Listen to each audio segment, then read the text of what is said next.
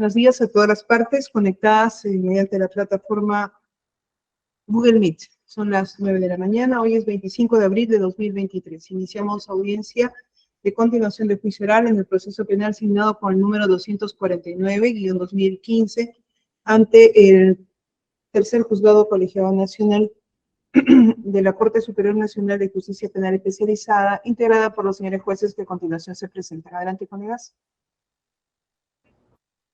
Buen día con todos los justiciables, magistrado Raúl Caballero Laura. Gracias.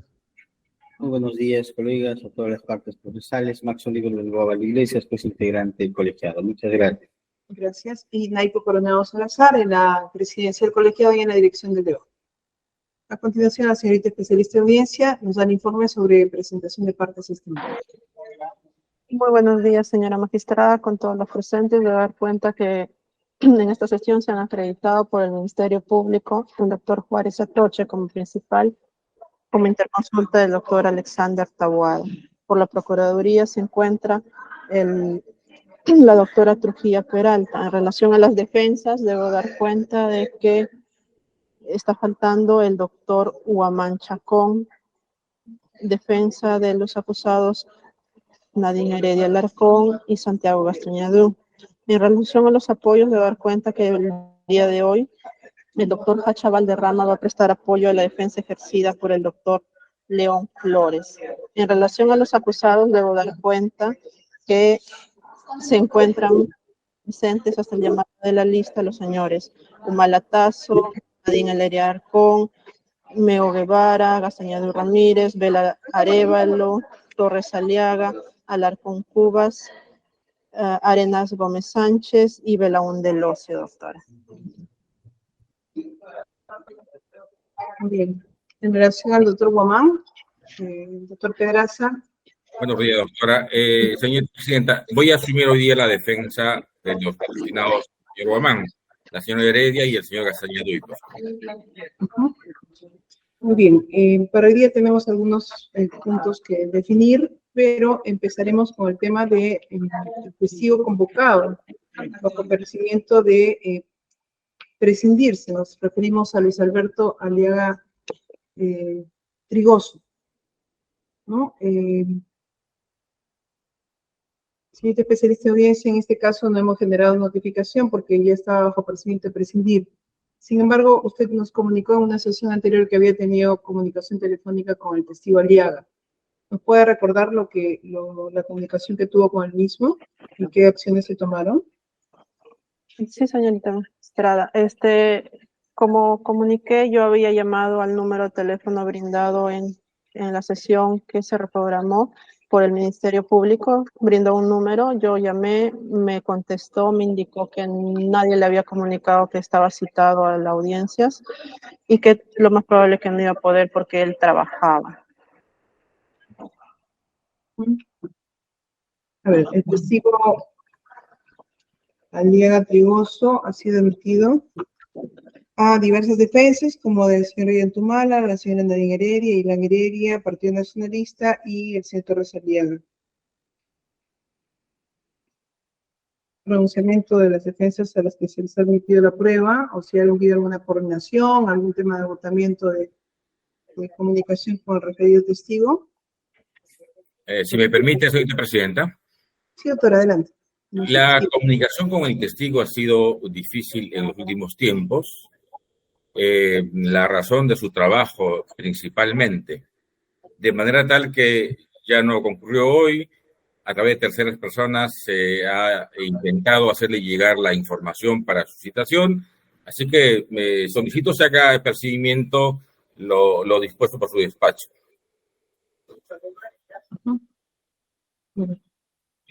¿Algún pronunciamiento adicional? ¿Ministerio Público u otra de las partes? Sí, doctor Juárez, buenos días. Lo escuchamos. Su audio está apagado.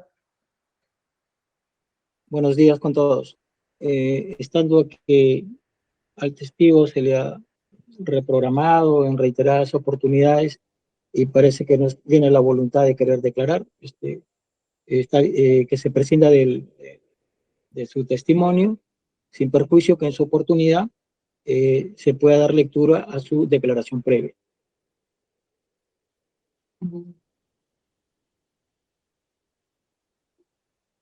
Siguiente especialista de audiencia. Gracias, doctor. En la primera notificación al señor Alega Trigoso fue dejada, ¿de qué manera?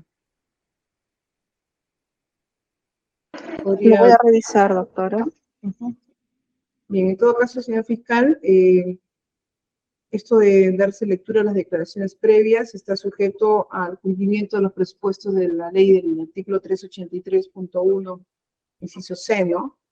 Esto es que haya un fundamento, y ese fundamento tiene que estar debidamente sustentado, ¿no? Esto es para todas las lecturas de declaraciones previas que se pretendan en su oportunidad. No solamente porque no vino, ¿no? Si está emplazado, habrá que verificarse alguno de los fundamentos requeridos por ley, ¿no? Para su viabilidad. Y de lo que recordamos, doctora Crisóstomo, nos parece, y si alguna de las partes recuerda, es posible que ella rebotó la notificación, ¿no? ¿No tiene la mano, doctora, verificando? Voy a buscarlo, doctora, en el expediente.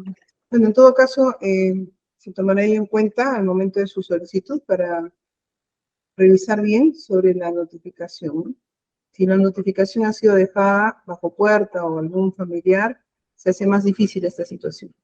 Pero si la notificación tiene alguna mención como que no se encontró, devuelta por inexactitud u otros fundamentos, habría que encajar en la norma y pretender solicitar, ¿no? Muy bien, entonces el juzgado, atendiendo al emplazamiento del testigo Luis Alberto Alega Trigoso, en segunda oportunidad, y conforme el apercibimiento decretado en sesión respectiva, procede a prescindir de la declaración testimonial de Luis Alberto Alega Trigoso por no haber sido presentado a esta sesión de audiencia a la que fue convocado para recibirse su declaración testimonial. Muy bien, siendo así, vamos a abordar otros temas pendientes. El primero de ellos es en relación a la fecha de nacimiento del testigo López, doctor Pedraza.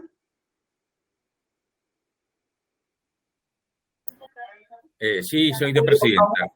López Enríquez, ¿no? Estaba pendiente la información sobre fecha de nacimiento del mismo, ya que habían sido identificados 2 personas en Estados Unidos con ese nombre, con diferencia de casi 20 o 30 años, ¿no? Escuchamos, doctor.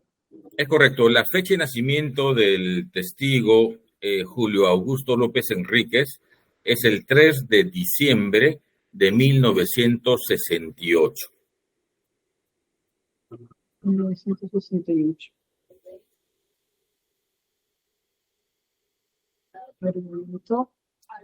Señorita especialista de audiencia, nos ayudó con el oficio del día de ayer.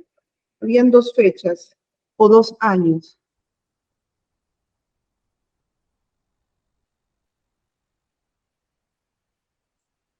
Doctor Pedraz, ¿usted apuntó los 2 años que se mencionaban en el oficio de las autoridades americanas? No estoy en la oficina en este momento, lamentablemente, sí tomé nota, pero había 2 opciones, una de un joven de unos 30 años, 32, y la otra de casi 50. Evidentemente es el de 1968, el testigo al que nos referimos. Sí, doctora, menciona 1968.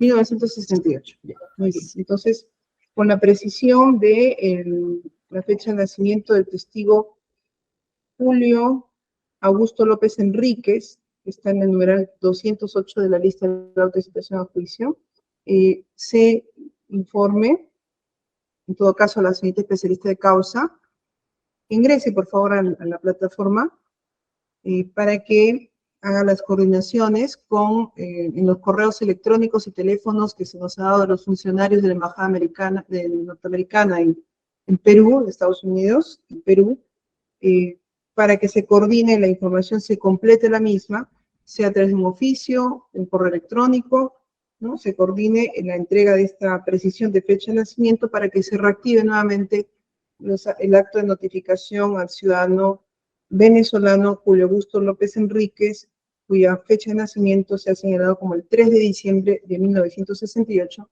era el dato que faltaba para el trámite correspondiente, ¿ya? Con el carácter de muy urgente. En la fecha, doctora, ¿ya? Que está ingresando la doctora Flores, para que tome conocimiento y conforme el oficio remitido al juzgado, se nos da varios correos, teléfonos, se coordinen si es necesario remitirse un oficio o solo a través de un correo electrónico de la siguiente especialista de causa remitiendo la fecha de nacimiento del referido testigo.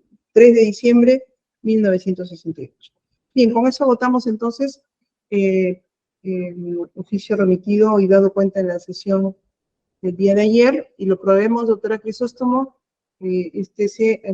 oficio remitido por la autoridad correspondiente de los Estados Unidos de Norteamérica a cargo de la notificación del testigo Julio Augusto López Enríquez y otros, téngase presente lo señalado y cúmplase con precisar la información de la fecha de nacimiento del testigo López Enríquez, así requerido por dichas autoridades, para la notificación correspondiente. Muy bien, pasamos a un segundo punto también pendiente, cuál es el tema de la corrección de la carta rogatoria, ¿no? En relación al testigo Badaró. Se han hecho las coordinaciones, tenemos a la siguiente especialista de causa con nosotros, nos ha dado cuenta, doctor Pedraza y demás partes, la posibilidad de corregir el apellido del testigo a quien hemos considerado como Badaró, ¿no? Y se nos da la posibilidad de que se haga la corrección, hoy lo vamos a hacer, solo está pendiente el tema de si es necesario remitírsele nuevamente por físico o solo por el correo electrónico, nuevamente toda la documentación remitida, ¿no? Entonces, se va a corregir en la notificación, en la resolución correspondiente, perdón, donde está el cuadrito que hemos notificado a todas las partes, y en la carta rogatoria en la parte correspondiente, ¿no? Muy bien, eso para conocimiento de las partes debe estar corrigiéndose el día de la fecha. En tercer punto, en relación a la declaración del perito, del testigo técnico de la UIF.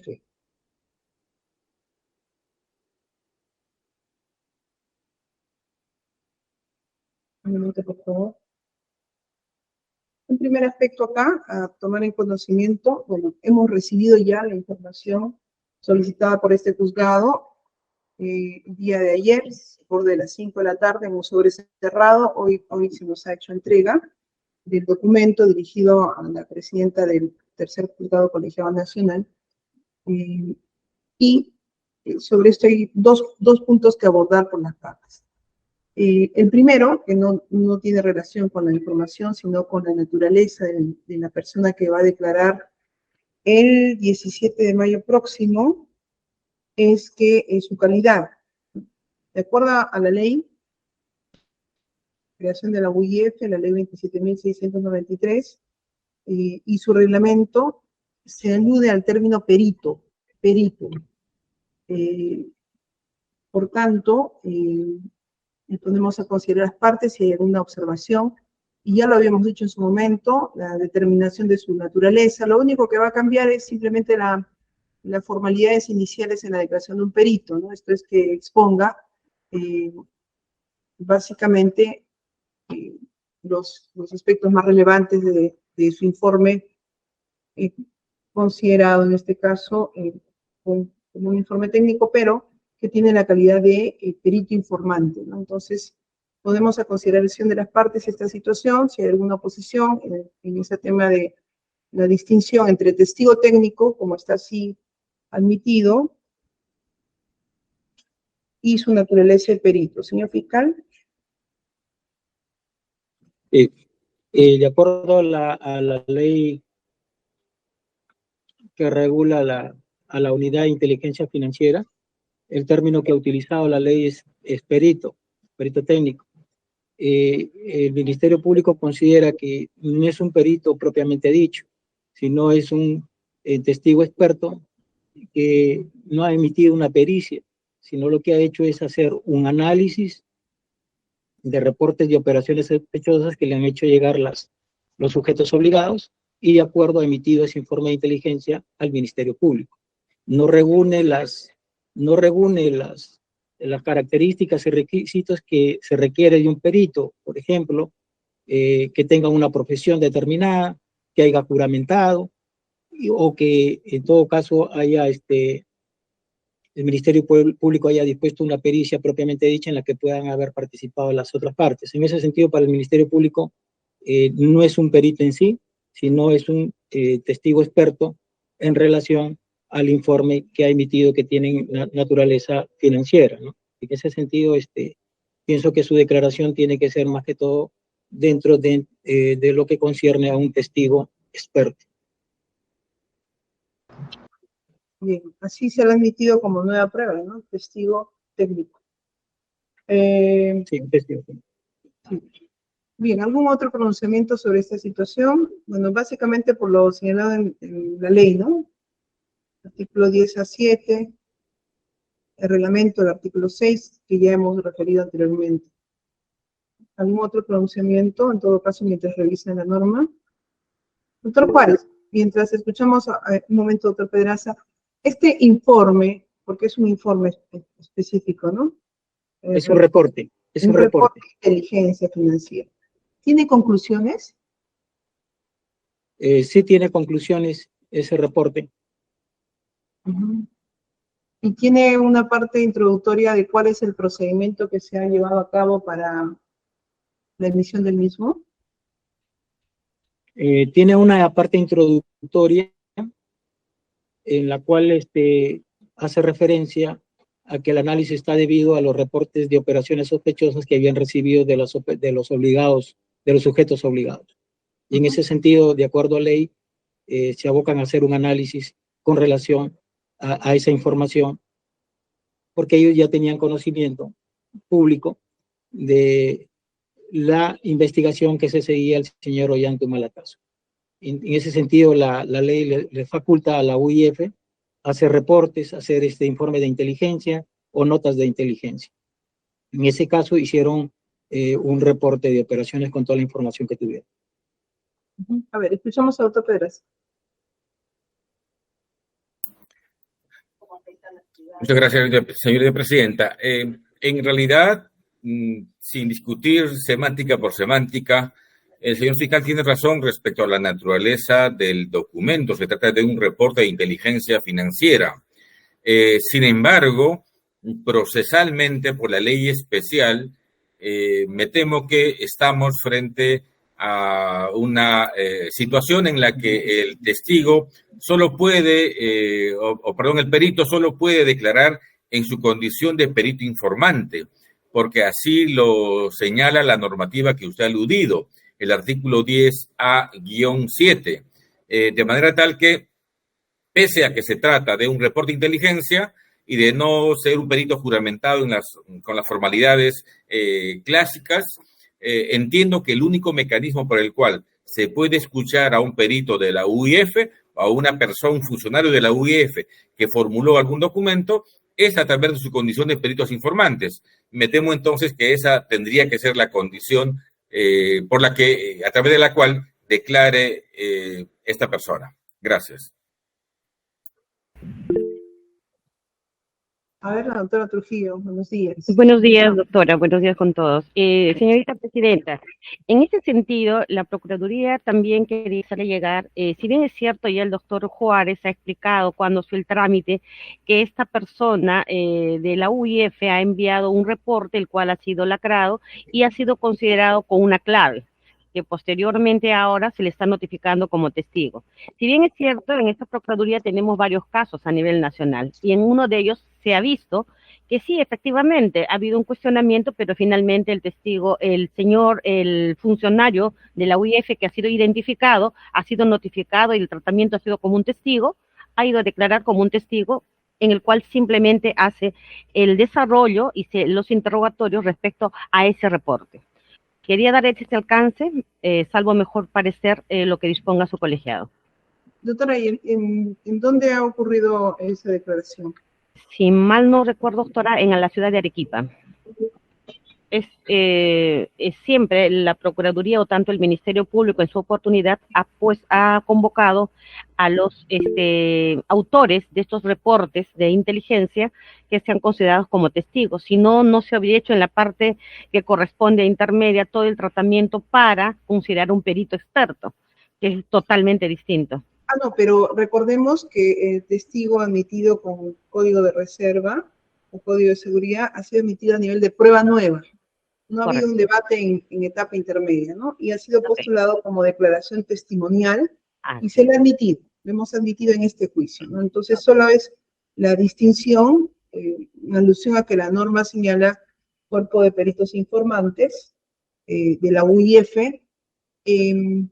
y por eso la determinación a nivel judicial de la naturaleza de su declaración.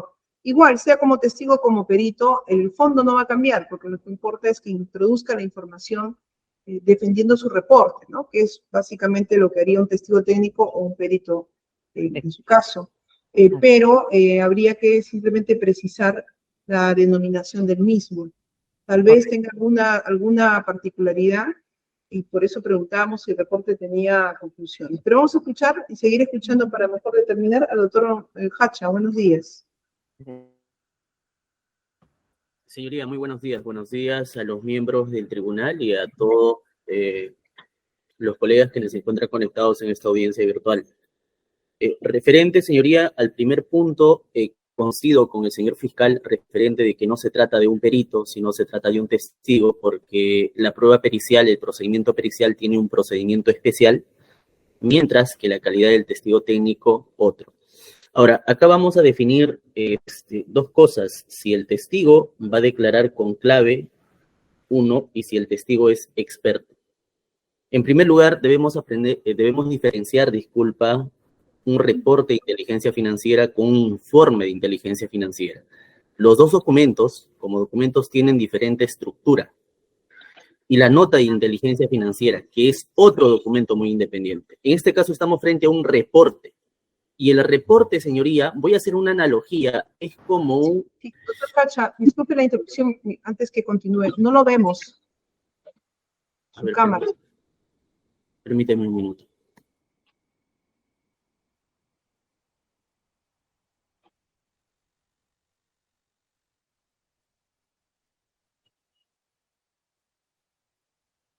¿Ahora sí me puede ver, señoría? No. Correcto. Si el colegiado me permite retirarme y nuevamente ingresar, de repente supero... A ver, doctor, termine su alocución y luego se retira e ingresa nuevamente. Termine, no vamos a, por esos temas, dejar la continuidad de su intervención. A ver, termine, doctor. Señoría, esta defensa lo que postula es de que el testigo ofrecido de inteligencia financiera declare como un testigo. No como un testigo técnico, si así lo considera el colegiado, esta defensa, para que tenga la oportunidad, por ejemplo, cuando va a declarar como un testigo en reserva, yo no voy a tener la oportunidad de verificar la idoneidad, si este cumple o no con el perfil. Lo que yo le pido a usted es de que este testigo, tanto más si se trata de un reporte, que declare como un testigo normal con la identidad levantada para nosotros poder, señoría, nosotros disculpe la interrupción, pero ese no es el tema en estos momentos, eso va a ser en un segundo momento, ¿no? Lo que estamos verificando es testigo o perito. Ya usted nos adelantó su punto de vista testigo y nos da un plus, ¿no? Un plus de la génesis de un peritaje, de lo que es una pericia. Entonces, en esa línea, doctor, alguna información adicional que nos parece muy importante. Señoría, referente a este punto, ya que lo ha dividido en dos puntos, eso sería el aporte que quería informar a los miembros del tribunal. Muchas gracias. Ya en el otro momento discutiremos referentes si va a declarar en reserva o no. Sí, doctor, no se preocupe, eso viene a continuación. Muy bien, ¿alguna otra idea, algún otro aporte en relación al tema de la naturaleza, testigo o perito? La persona técnica de la UIF, que para la norma especial de la UIF es un perito informante. Tenemos que definir esta situación. ¿Algún otro aporte?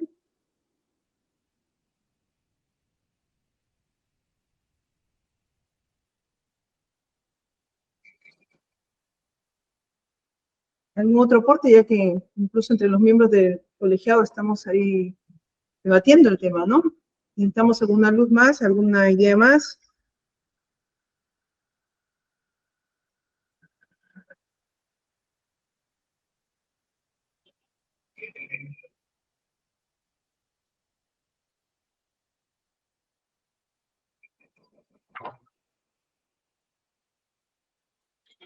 Doctor Pedraza, no nos quedó claro su punto. Entonces, ¿usted considera que debe tratársele como perito o como testigo? ¿No nos quedó claro el punto? Porque la norma específicamente lo señala, el artículo 10A7, como perito, Ah, ya, entonces usted va por el tema de que como perito informante. Ujú.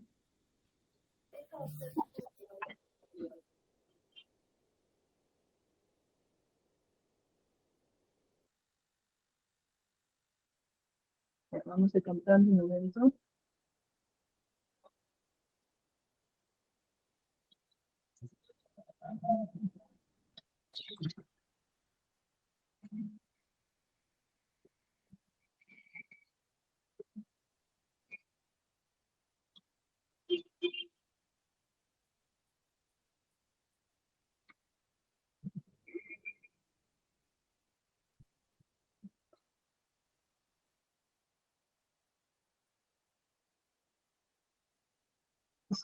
Señor fiscal, ¿el reporte de inteligencia de qué año es? ¿O de qué fecha es? ¿Me permite un momentito para ver el documento? Revisar aquí en la carpeta. Sí, no hay problema.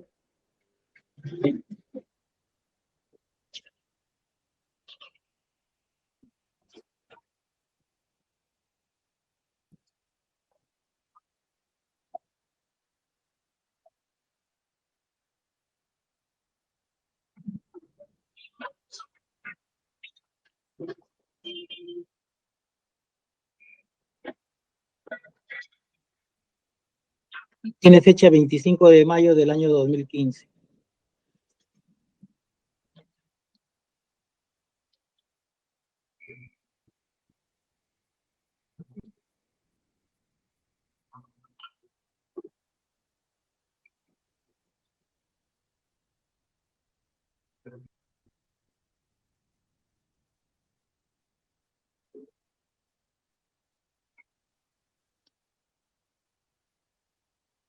Bueno, hay una decisión dividida de los señores miembros del colegiado.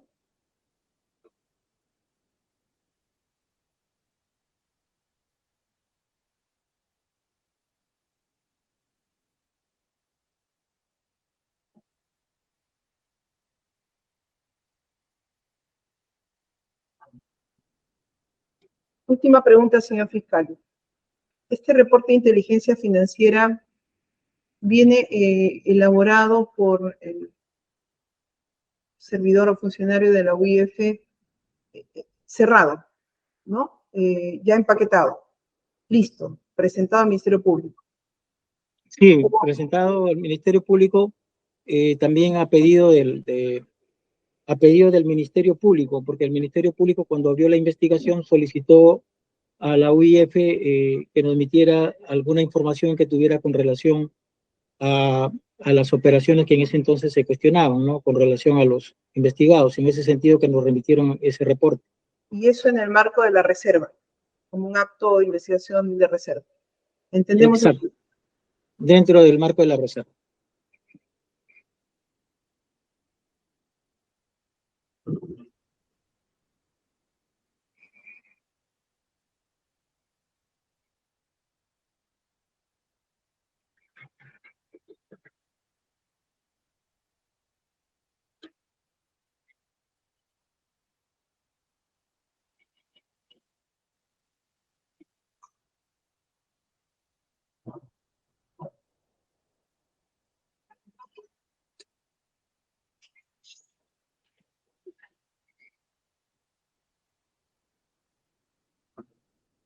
Gracias.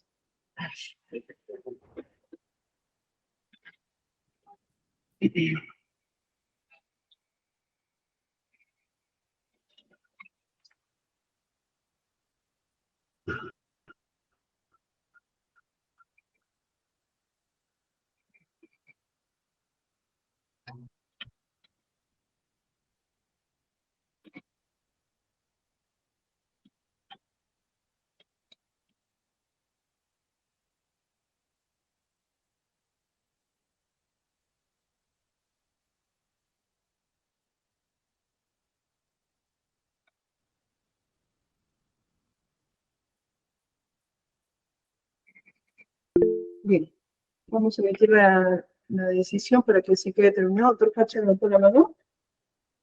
Señoría, solo un minuto le pediría a los miembros del tribunal, solo para poder acotar. Cuando la ley hace referencia a perito informante, se hace a aquella persona que ha emitido el informe, porque la UIF lo primero que te remite es el reporte preliminar de inteligencia financiera, y luego el informe. Y cuando se trata de notas de inteligencia, es cuando sujetos obligados informan o hay cruce de información entre instituciones. Y en este caso, no estamos frente a un informe, sino estamos frente a un reporte.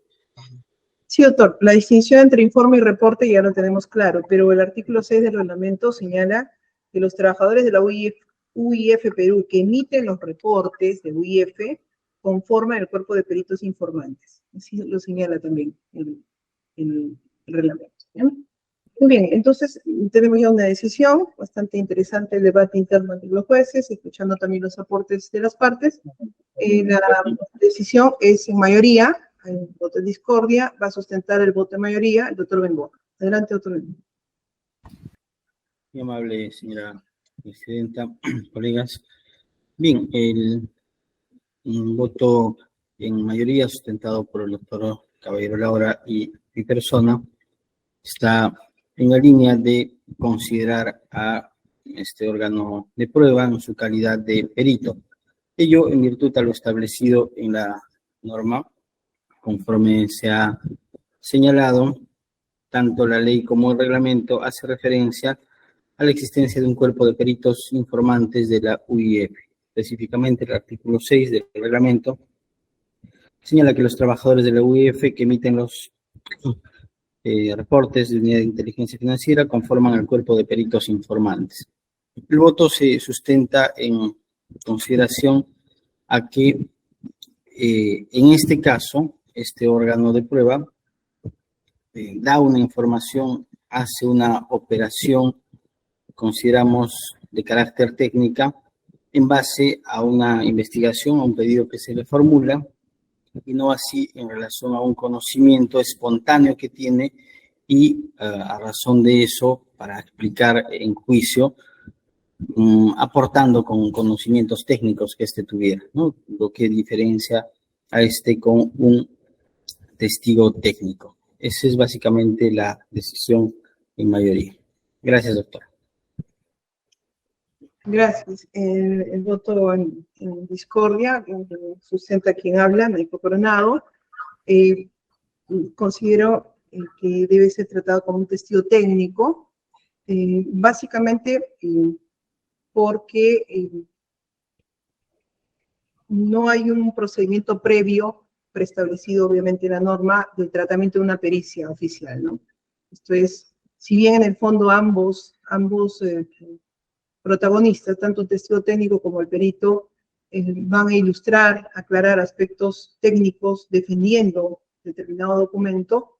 Sin embargo, para considerar una pericia al margen que la ley así le da esta denominación, no está en el marco de el emplazamiento de las partes, la previa designación, los procedimientos propios de la norma procesal para una pericia, conforme también se ha tratado en otros casos.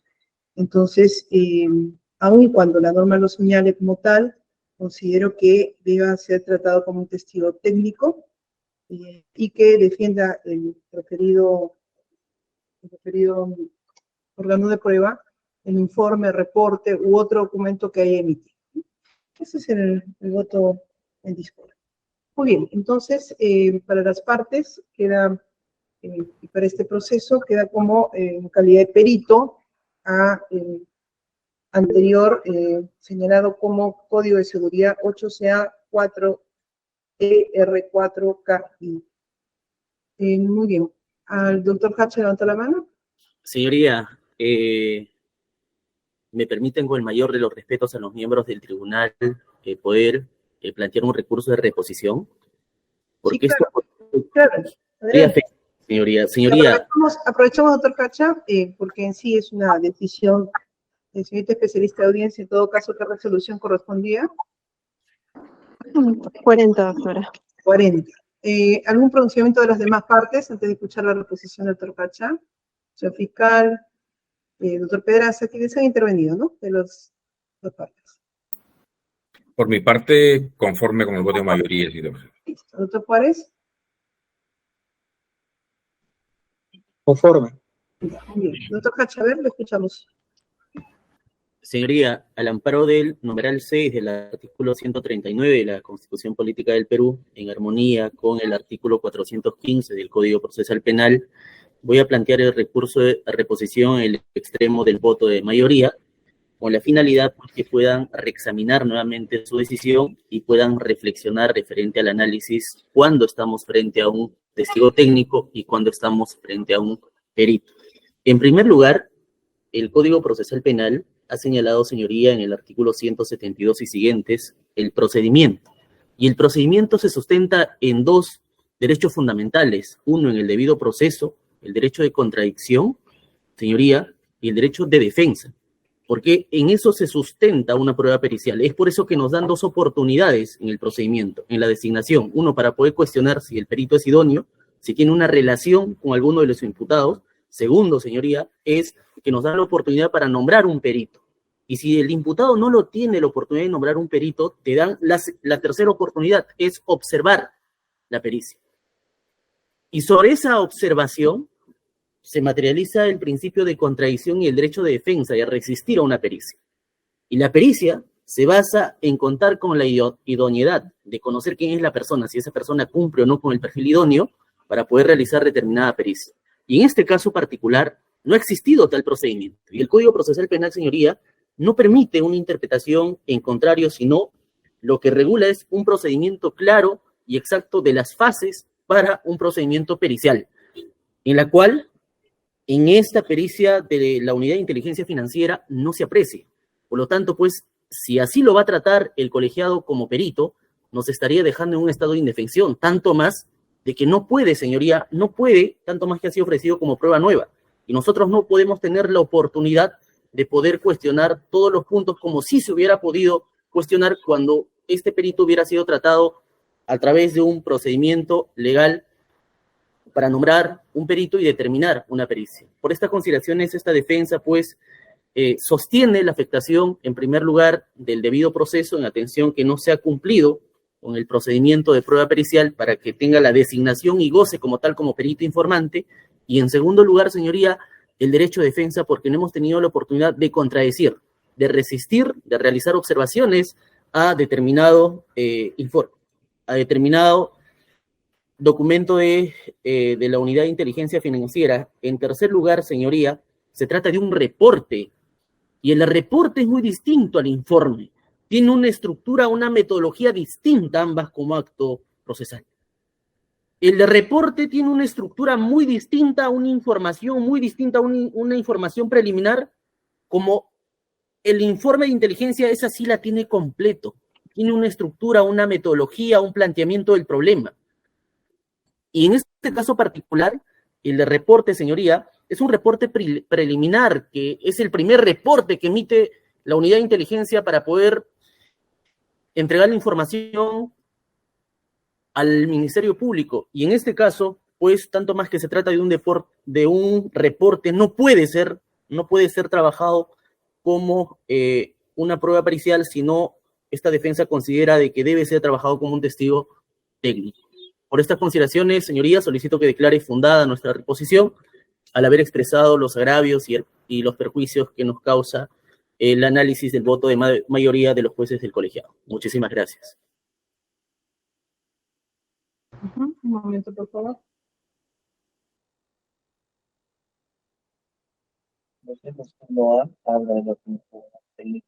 Sí. La audición fiscal. Listo. Resuelve el doctor Bengoa. Adelante, doctor. Bien, gracias, señor presidente. Resolución número 41, Lima, 25 de abril de 2023. Vistos y oídos el recurso de recapitulación planteado por la defensa técnica presidida por el letrado doctor Hacha Valderrama. Y considerando, se advierte de la reposición planteada que básicamente sustenta el letrado que en cuanto a la decisión emitida por el colegiado, esta no habría tomado en cuenta que al considerar a este órgano de prueba como perito, se estaría afectando el debido proceso. Ello en virtud a que para tener tal calidad de perito tendría que haber seguido los cánones procesales que establecen la forma de su designación e incorporación al proceso, lo cual además permitiría un debido ejercicio contradictorio. Segundo, en el presente caso, si bien es cierto, se tiene que lo señalado por la defensa técnica es correcto en cuanto a la forma de incorporación, incluso como un medio de prueba nuevo, ello a consideración de los jueces que resuelven en mayoría, no hace distingo o no va a permitir hacer la diferenciación entre testigo técnico perito, es decir, la forma en que se incorpora al proceso propiamente no le da tal categoría, sino cómo es que se relaciona con los hechos de los cuales toma conocimiento. Así, un ejemplo clásico de un testigo técnico es el testigo policial que toma conocimiento de hechos y eso depone en juicio.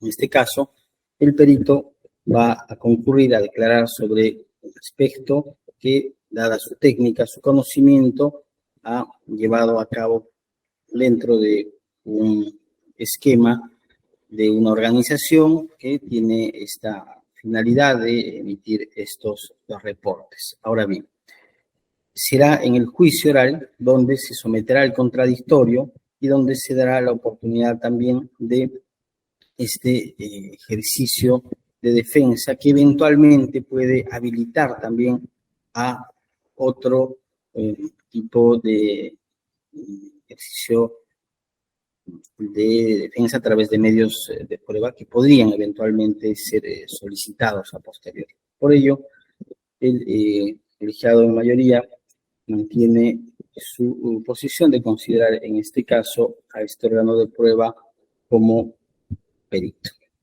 Bien, por lo antes expuesto, se resuelve declarar infundado el recurso de consideración planteada por la defensa. Bien, gracias, señora presidenta. Gracias, doctor Beto. Muy bien. Entonces queda definido que la persona asignada como el Código de Seguridad 8CA4ER4-KI de la Unidad de Inteligencia Financiera que elaboró el reporte de Inteligencia Financiera 025-2015-DAO-UIF.SBC. Tiene la calidad a partir de este momento de perito. Por tanto, se recibirá su examen pericial en la fecha dispuesta, que es el próximo 17 de mayo de 2023 a partir de las 9 de la mañana. Ahora bien, pasemos a otro punto. Informábamos en el curso de los minutos iniciales de la audiencia que el día de ayer en la tarde, por casi la finalización de la jornada, ingresó un sobre cerrado, ya lo abrimos, dirigido a la presidenta del colegiado, ¿no? Con la información requerida. Y se nos hace mención y ponemos en conocimiento de las partes, bueno, en este sobre cerrado grande, viene a la par como un sobre cerrado más chico. Y en el oficio que se nos remite, en general, no podremos tampoco leerlo porque tiene carácter confidencial y dirigido personalmente a la presidencia de este colegiado, para conocimiento de las partes, porque es una situación que debemos poner en la consideración de las partes, es que se invoca nuevamente el artículo 10A7 de la ley y el reglamento, y el artículo 6 del reglamento, señalándonos que la persona que hoy estamos considerando como perito debe ser examinado mediante el uso de los medios tecnológicos respectivos, garantizándose que no se devele su identidad. Y adicionalmente nos señalan que no obstante ello, se adjunta exclusivamente para la destinataria de la carta, en este caso nuestra persona, un sobre pequeño con la identidad develada del referido código de seguridad, que es al que ya hemos accedido.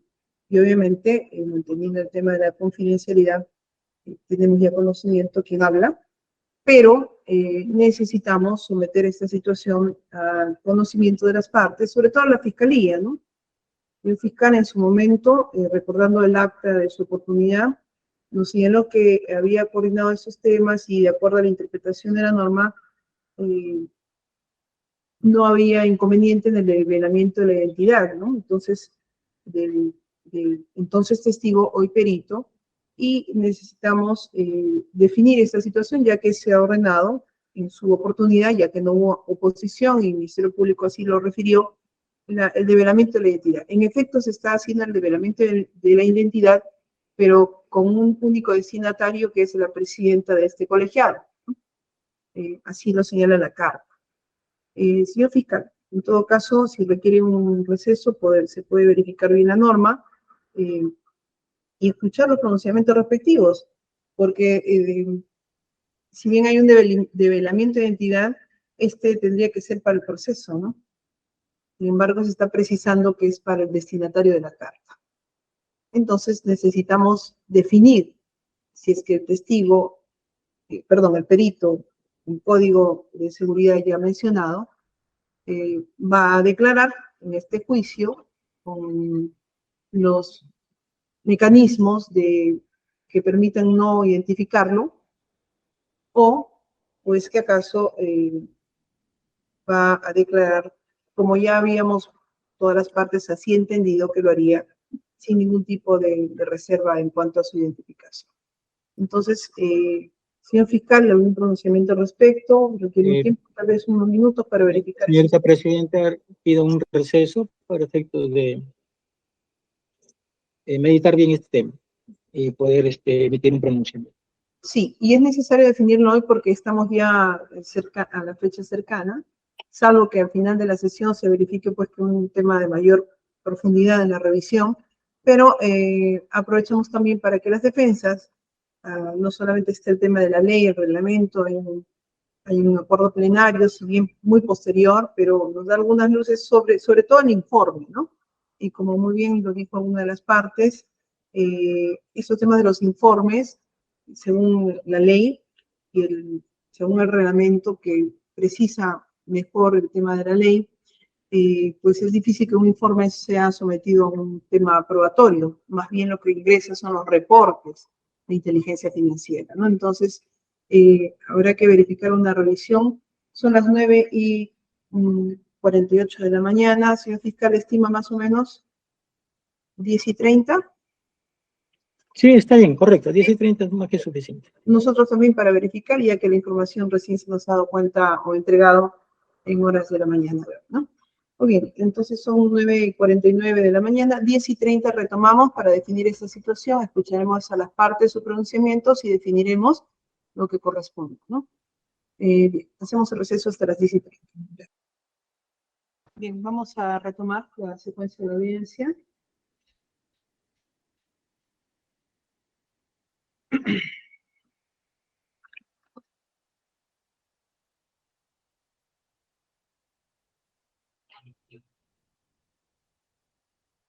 Señorita especialista de audiencia, ¿alguna novedad, algo que informar? No, doctora. Bien. Vamos a escuchar entonces a continuación, bueno, son las 10:38 minutos, retomamos la sesión, y vamos a escuchar pronunciamientos sobre lo informado antes del receso, en relación al documento que sobre cerrado confidencial ha sido remitido y entregado el día de hoy. ¿Quién habla, no? Como presidenta del Tercer Juzgado Colegiado Nacional, en relación a identificación o el pronunciamiento de la UIF, informando lo que considera en relación a su perito informante, ¿no? Muy bien, señor fiscal, escuchamos. Gracias, señorita directora de debates. La posición del Ministerio Público para el caso que nos ocupa respecto al perito informante considera que debe ser sin la reserva del caso, debe ser como todo testigo que declara de manera abierta, por cuanto, si bien es cierto, la ley en su artículo 10-A.7, la ley de la Unidad de Inteligencia Financiera establece la reserva, también lo es que haciendo lectura de ese artículo está referido, esta reserva está referido para los casos de los oficiales de cumplimiento, mas no así para el perito de la UIF. La norma dice concretamente que para los supuestos del parágrafo anterior, es decir, del artículo anterior, 10A6, la Unidad de Inteligencia Financiera cuenta con un cuerpo de peritos informantes, quienes acudirán a las audiencias judiciales para sostener la verificación técnica de los informes elaborados por sus funcionarios y de los reportes efectuados por el oficial de cumplimiento correspondiente, cuyas entidades se mantienen en reserva. Cuando dice cuyas entidades se mantienen en reserva, se está refiriendo al oficial de cumplimiento.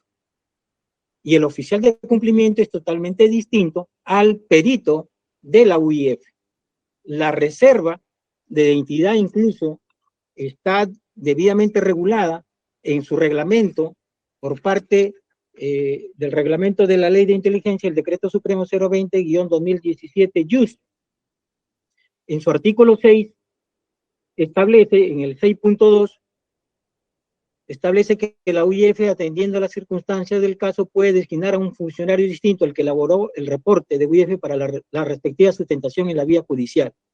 Y en el artículo 6.1 señala que están en la obligación, estos peritos están en la obligación de sustentarlos en la vía judicial, de ser el caso siempre que hayan sido asumidos como elemento indiciario o medio de prueba por el fiscal, como en este caso lo es.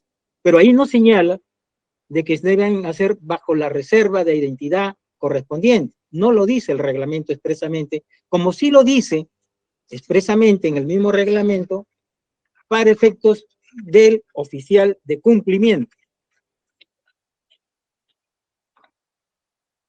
El artículo 18 establece la reserva de la identidad del oficial de cumplimiento, pero como he señalado, el oficial de cumplimiento es distinto al perito. Y vayamos a lo que dice el artículo 10A6, que es justamente el que sirve de base para el artículo 10A7, que está referido al oficial de cumplimiento o a la reserva de identidad. El artículo 10A6, señorita presidenta, está referido al sujeto obligado y al oficial de cumplimiento cuando estos hacen llegar información a través de su reporte de operaciones sospechosas a la UIF.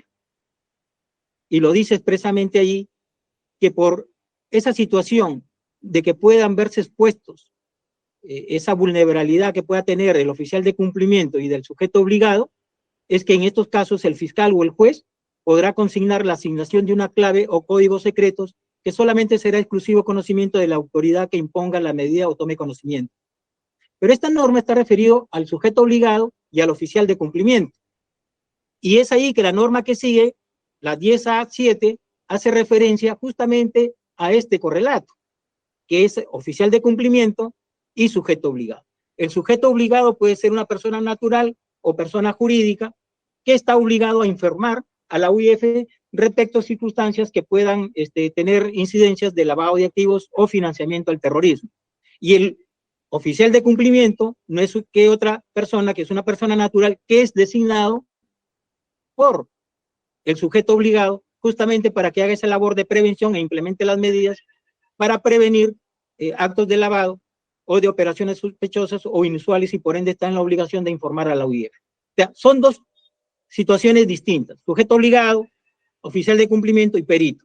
Entonces, la reserva, señores magistrados, está más que todo al sujeto obligado y al oficial de cumplimiento, más no así al perito técnico, porque el perito técnico, en este caso, o el perito informante de la UIF, no está en vulnerabilidad o que tenga una situación de riesgo, sino que él simplemente lo que hace es hacer suya la información que recibe de los sujetos obligados o del oficial de cumplimiento para analizarla y complementarla con la información de acuerdo a las facultades que tiene la UIF para efectos de recabar información y hacer sus análisis o reportes o documentos, llámese informe de inteligencia, nota de inteligencia o reporte de la UIF.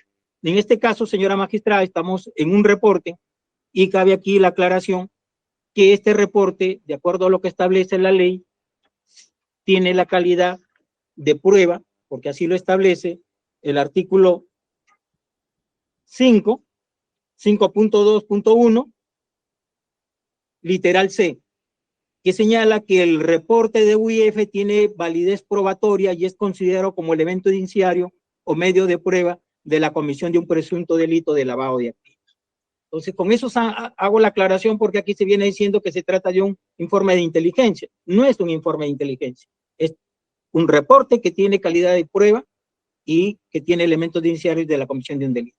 En ese sentido, señora magistrada, considero que vuestro colegiado puede disponer que la declaración del perito del cual ya tienen conocimientos de su entidad sea abierto para efectos de que las partes puedan hacer un buen interrogatorio, contrainterrogatorio en relación a su testimonio. Es la posición del Ministerio Público.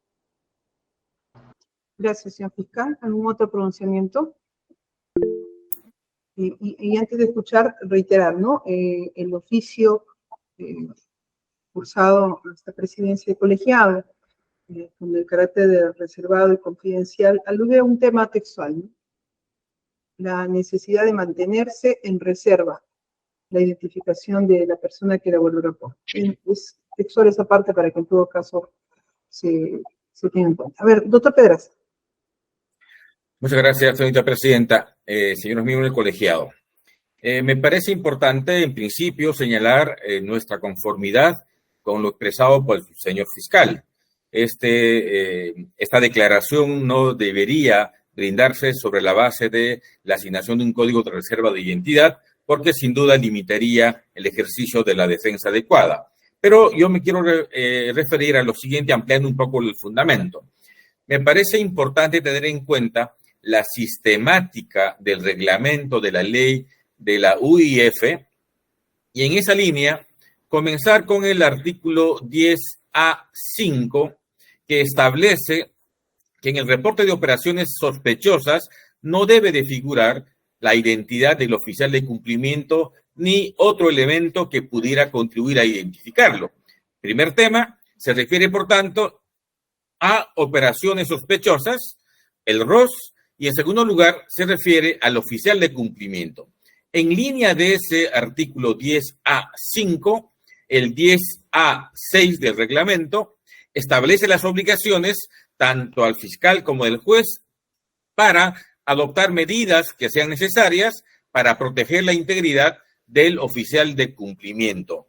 Y como correlato de esas dos normas antes señaladas, en el 10A7 que tantas veces se ha invocado aquí, se establece que la UIF, en la línea de mantener la protección de la identidad del oficial de cumplimiento, pues cuenta con un cuerpo de informantes quienes serán los que acudan a una audiencia judicial para sostener el debate correspondiente. Respecto a esta parte, a este cuerpo de peritos informantes, y juzgado colegiado ya decidió que estamos frente a un personaje que forma parte de este cuerpo de peritos informantes, ya decidió que sea tal y consecuentemente respecto a los peritos informantes no existe ninguna disposición específica para que se reserve su identidad. Pero como quiera que la UIF ya tiene una postura y formuló una petición ante su despacho, señorita presidenta, yo invoco el artículo 2472, inciso 2 del Código Procesal Penal, que establece que para la aplicación de medidas de protección será necesario que tanto el fiscal como el juez en su tiempo aprecien racionalmente la existencia de un peligro grave que pueda afectar a él o a sus familiares. Y aquí la pregunta es muy simple. ¿Existe algún peligro grave o leve respecto a ese funcionario, evidentemente no. Materialmente no existe una sola evidencia que nos conduzca en ese camino. En esa línea, y aquí concluyo, invoco al artículo 250, inciso 1, para que el juzgado colegiado, sobre la base de la petición formulada por la UIF, pues suprima o no acoja esa medida de protección solicitada por la UIF en razón, reitero, a la inexistencia de un factor que es básico para la asignación de una medida de protección, que es la existencia de un peligro grave racionalmente apreciable, que reitero en este caso obviamente no existe.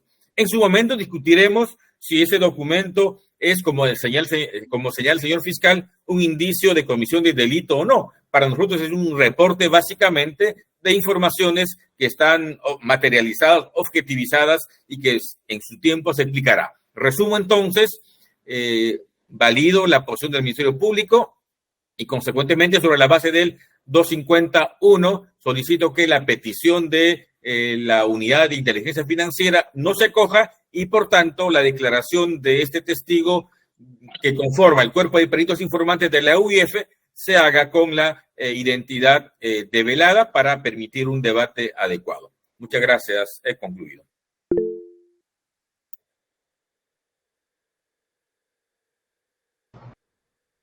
A ver, escuchamos al doctor Martín Cubas. Doctor Juárez, primero. Sí, correcto.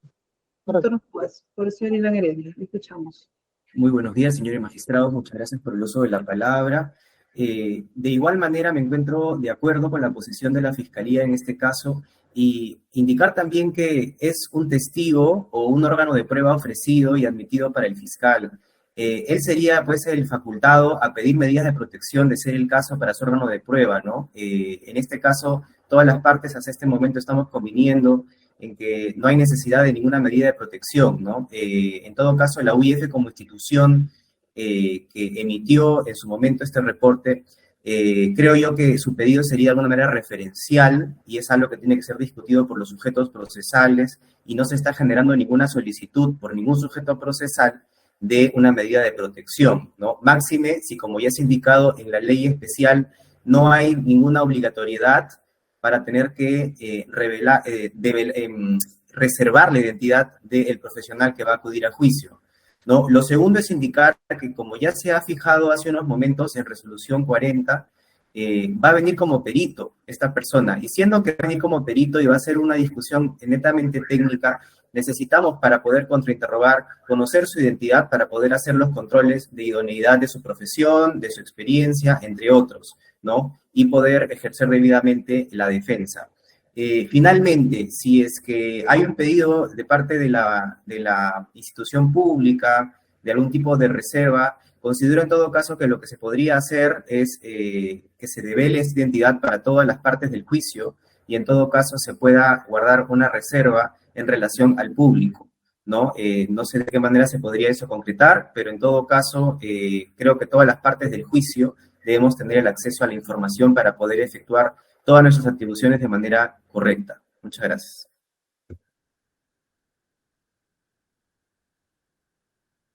Gracias. Doctor Juárez. Sí. Primer tema, más que todo para aclarar en cuanto a la locución del doctor Pedraza, porque él hace alusión al artículo 10A.5 de la ley y que está referido al reporte de operaciones sospechosas. Y este reporte de operaciones sospechosas no tiene nada que ver con el reporte que ha sido ofrecido como medio de prueba por el Ministerio Público. Son dos documentos distintos. El reporte de operaciones sospechosas, quien lo emite es justamente el sujeto obligado o el oficial de cumplimiento. Y el reporte de UIF es otro tipo de documento que es justamente que se hace en base a los reportes de operaciones sospechosas o de reportes de operaciones inusuales. Entonces, nada tiene que ver este reporte de operaciones sospechosas con el reporte que es materia de ofrecimiento de prueba por parte del Ministerio Público. Y que incluso ese es justamente uno de las bases para efectos de guardar la reserva de identidad del oficial de cumplimiento. De otro lado, concuerdo con lo que dice el abogado que me antecedió, en el sentido que en todo caso la audiencia donde va a declarar el perito técnico de la UIF sea reservada en el sentido que solamente sea de acceso a todas las partes, más no a terceras personas, para efectos de, en todo caso, por parte de la UIF, no develar quiénes son sus peritos técnicos. Creo que en ese sentido podría ser razonable también esa opinión que ha dado el colega que me antecedió. Esto, señora magistrada. ¿Doctor Pedraza? Solo muy puntual, señorita presidenta. Yo concuerdo con lo que ha expresado el señor fiscal. Evidentemente no estamos frente a un reporte de operaciones sospechosas, sino frente a un reporte de inteligencia. Mi cita al 10A5 era justamente para decir a qué casos correspondía la reserva y a qué casos no. Así que concuerdo con lo que el señor fiscal dice.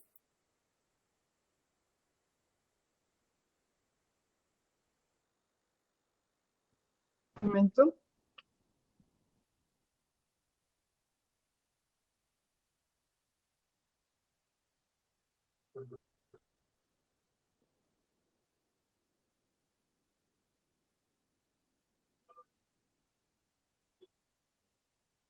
Señor fiscal,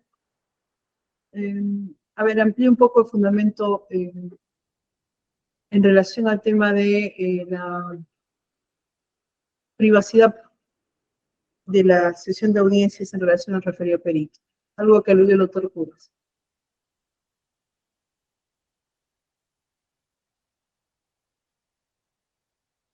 Sí.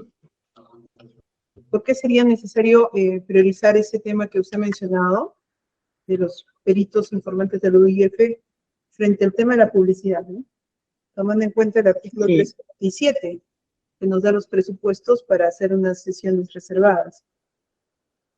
Sí, el tema es que en este caso de la UIF, por su naturaleza de la información que contiene, de las informaciones normalmente que reciben de los sujetos obligados y de los oficiales de cumplimiento. Estas personas, justamente por eso que cuando hacen su reporte los hacen con una clave, porque por lo general la UIF no quiere exponer a sus peritos ante cualquier eventualidad. No los quiere exponer en el sentido de que su trabajo es bastante sigiloso, su trabajo es bastante reservado. Entonces, es por eso que no se sabe quiénes son los peritos, por lo general, de la UIF, porque son varios peritos y siempre trabajan con clave. El hecho de exponerlos públicamente podría generar, de repente, sí, generar una situación de riesgo o de vulnerabilidad por parte de los integrantes que trabajan para la UIF. Y como sabemos, la UIF siempre ha hecho un trabajo de inteligencia bastante, por eso le llaman de inteligencia, porque justamente trabajan de manera reservada. O sea, nunca exponen ellos a sus peritos, nunca exponen a sus trabajadores en cuanto a realizan este tipo de documentos, llámese notas de inteligencia, llámese reportes de inteligencia, o llámese informes de inteligencia o reportes de inteligencia.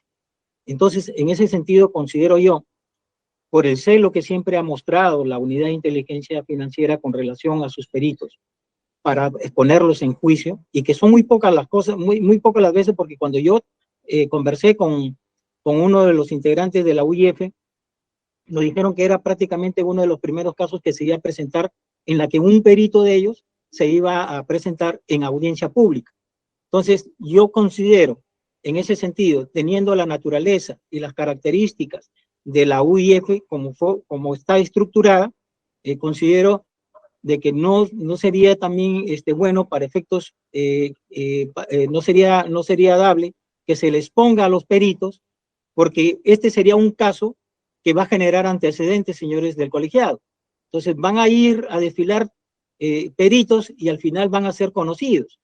Y otra de las incidencias es que cuando las personas son conocidas, es que justamente comienzan a llegar los contactos, a contactarlos, y comienza a generarse esa situación que muchas veces se genera en los peritos de las diferentes instituciones. Entonces, en ese sentido, la UIF, tengo entendido que cuida muy bien el perfil de sus peritos y evita pues de que se puedan contaminar de una manera abierta con otros tipos de de personas que muchas veces están viendo quién trabaja, en qué entidad trabaja, para efectos de poderlos contactar. En ese sentido, yo considero, señora magistrada, que sí existe en este caso una razonabilidad para efectos de que, en este caso, el perito que va a exponer se haga de manera reservada.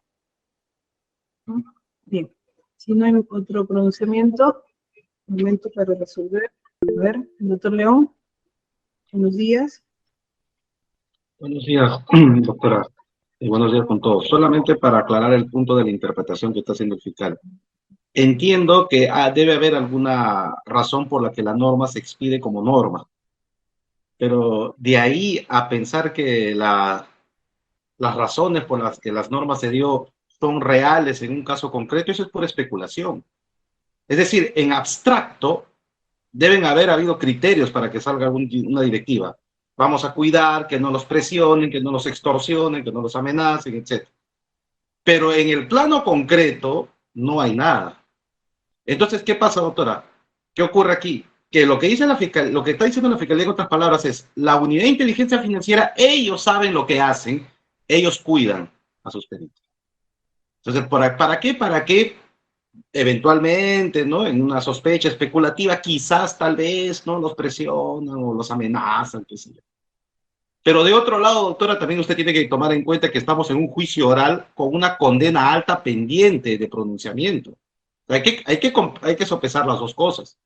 Y en toda decisión judicial, todas las interpretaciones de las normas siempre son favorables a los procesados. Es un principio del derecho procesal penal. Salvo que en el juicio concreto y ante los ojos de los jueces haya una evidencia concreta. Yo, en la participación que tuve, señalé de que en la sesión anterior, si recordarán, señalé que la obligatoriedad o la decisión de mantener esta reserva se debe a que tiene que venir de una reserva dada por un juez en una investigación preparatoria. Es decir, la interpretación correcta, a mi modesto modo de ver, es que puede ser que la directiva, un reglamento, diga que debe ser reservada en la fase de la investigación. Pero en la fase de juicio, con una acusación, es a los jueces a los que les toca pronunciarse a la luz del Código Procesal Penal y en la ponderación de derechos si esto que fue abstracto debe o no debe mantenerse. Lo que han dicho los colegas y lo que yo sostengo es que aquí no existe en la práctica, en la realidad, se restringe el derecho de defensa. Ese es por eso mi los colegas. Con todo respeto. Sí, terminó, ¿no, doctor?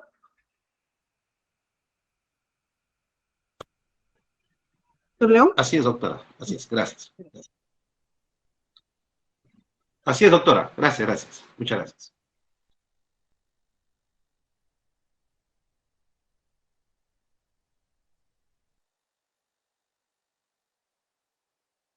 Muy bien, vamos a resolver.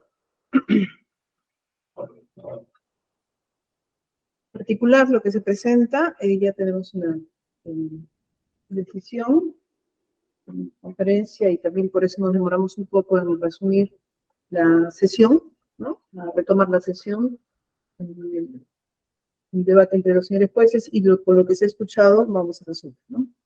A ver, resolución número 42, señorita especialista de audiencia. Sí, doctora. Sí, doctora, 42. Resolución número 42, Lima, 25 de abril de 2023. He escuchado los pronunciamientos del representante del Ministerio Público y de defensas técnicas varias en relación a lo comunicado por la presidencia de este órgano colegiado en relación a el informe con carácter de confidencial y reservado remitido y entregado en horas de la mañana de la sesión del día de la fecha a la presidenta del órgano colegiado, ¿no? Por el cual se solicita que se mantenga en reserva la identidad de órgano de prueba identificado como Código de Seguridad número 8CA4ER4-KI de la Unidad de Inteligencia Financiera, que elaboró el reporte de inteligencia financiera número 025-2015, UIF. Y habiendo escuchado al representante del Ministerio Público y las defensas que han intervenido, todos en una misma línea, esto es de que el órgano de prueba determinado como perito informante para este juicio declaren sin ningún tipo de reserva de su identidad o de reserva de su imagen o voz, el juzgado debe resolver. Y considerar, primero,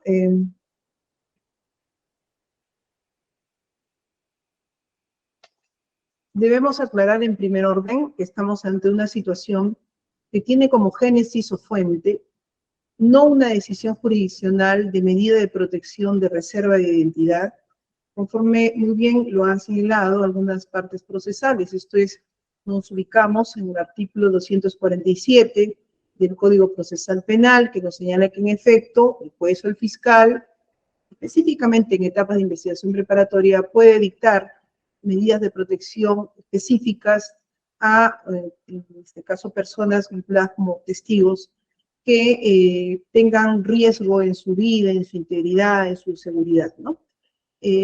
Medidas que están especificadas en el artículo 248 del Código Procesal Penal, entre varias de ellas, se tiene la reserva de la identidad, ¿no?, de la persona a quien se pretende recibir su declaración durante el proceso, ¿no? Y esto nos lleva a un tema técnico, cuál es que el juzgado solicitó a la Unidad de Inteligencia Financiera el develamiento, y lo ponemos entre comillas, develamiento de la identidad, no en un sentido propiamente técnico, en tanto que no hay una fuente judicial así determinada de una reserva de identificación. Sin embargo, se utilizó el término para efectos de solicitar la identificación, nombre y apellidos del denominado Código de Seguridad 8CA4ER4-KI de la Unidad de Inteligencia Financiera. Haciendo esta aclaración primigenia, en efecto, como muy bien lo ha señalado uno de los defensores en este juicio, la asignación de un código de seguridad está en el ámbito administrativo, seguramente con el fundamento de directivas y normas reglamentarias al respecto, pero no emana esta asignación de código de seguridad o clave asignada de una decisión jurisdiccional, ¿no? Por tanto, debe tomarse en cuenta ello para la decisión final en esta resolución. Segundo,